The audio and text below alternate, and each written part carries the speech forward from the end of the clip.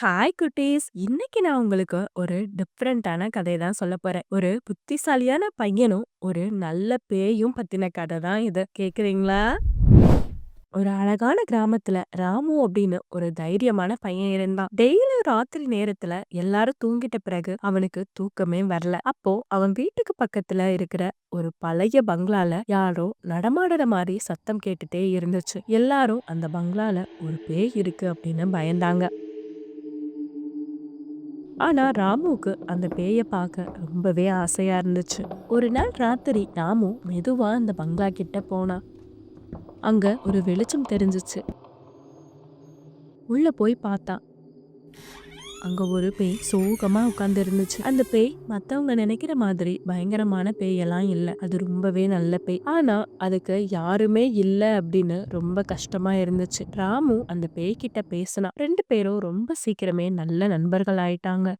ஒரு நாள் ராமு யோசிச்சான், ஏன் நம்ம 2 பேரும் சேர்ந்து ஒரு கடை போடக்கூடாது அப்படின்னு கேட்டான். ராத்திரி நேரத்துல மத்த பேய்களும் பூதங்களும் வெளியே வரும்ல அப்படின்னு சொல்லி கேட்டான். அவங்களுக்கு சுட சுட பஜ்ஜி செஞ்சு கொடுத்தா நல்லா இருக்கும் அப்படின்னு தோணுதுன்னு சொல்லி சொன்னான்.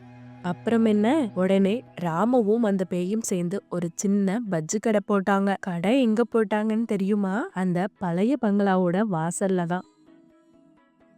ராத்திரி நேரம் வந்துச்சுன்னா விதவிதமான பேய்கள் பூதங்கள் எல்லாம் அந்த கடைக்கு வரும். ஒரு சில பேய்கள் வெங்காய பஜ்ஜி கேக்கும், ஒரு சிலது உருளைக்கிழங்கு பஜ்ஜி கேக்கும். அந்த பேய் ரொம்ப நல்லாவே பஜ்ஜி போடும். ஆனா அதுக்கு யாருக்குமே தெரியாம மறைஞ்சு நின்னுதான் வேலை செய்ய முடியும். ராமு தான் எல்லாருக்கும் பஜ்ஜி எடுத்து கொடுப்பான். ராமு ரொம்ப புத்திசாலி இல்லையா? அதனால கடைய நல்லாவே கவனிச்சுக்கிட்டான்.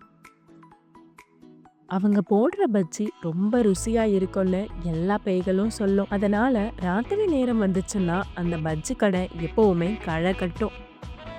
ராமுவுக்கும் அந்த பேய்க்கும் இப்ப நிறைய நண்பர்கள் கிடைச்சிட்டாங்க. அவங்க 2 பேரும் சந்தோஷமா பஜ்ஜி கடையை நடத்திட்டு இருந்தாங்க.